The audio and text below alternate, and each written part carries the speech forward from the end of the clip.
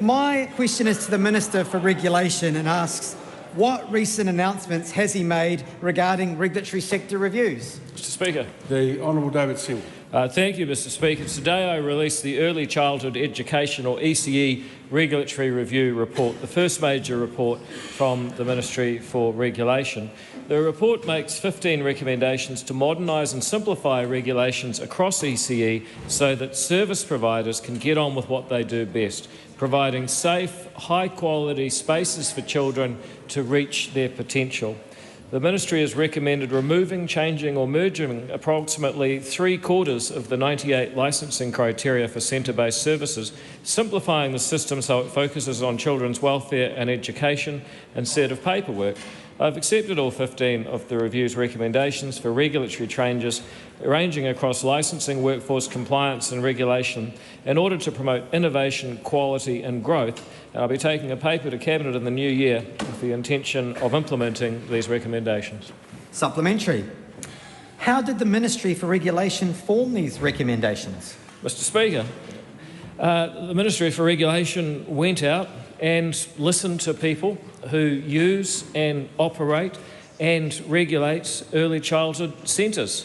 The terms of reference were based on a paper agreed by Cabinet on the 5th of June, and over the following 6 months the Ministry analysed nearly 2,300 submissions and written feedback, met with parents and caregivers, providers and workers, visited 16 early childhood centres and conducted a series of structured interviews and workshops with agencies that engage with or regulate the sector.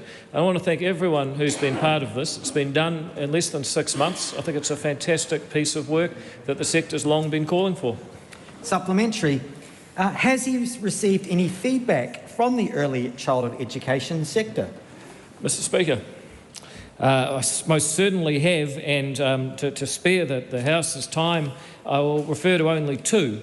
One, Kelly Seberg, Director for Advocates for Early Learning Excellence, says, for once, the sector feels like we are working with the various ministries to create meaningful change rather than having continuous change that have had unintended consequences foisted upon hard-working early childhood education teachers, she says. And yes, many teachers and kohangarau were consulted as part of this review. What's more, it means providers can focus on what matters most, teaching and supporting New Zealand's children to grow and thrive early and be successful in school by removing unnecessary administrative burdens that are not linked to quality or safety.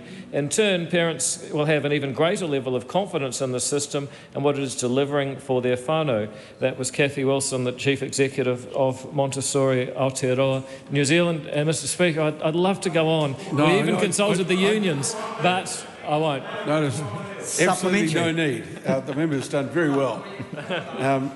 Todd Stevenson. Thank you. What other announcements has he made regarding other regulatory sector reviews? Mr Speaker, last week I announced the third sector review following the second, which will report shortly, into the importation and regulation of agricultural and horticultural products. This third sector review, I have to say that some members of the government who will remain nameless weren't initially enthusiastic about or didn't see the value in because it's into the hairdresser and barber industry. The sector is regulated under the Health Act. What we're going to be doing at the Ministry of Regulation is going in to the salons, the barber shops of this country and listening to people who are absolutely sick and tired of being over-regulated. And once we hear what they say, just like we have with ECE, we're going to get rid of the red tape that holds them back. Good.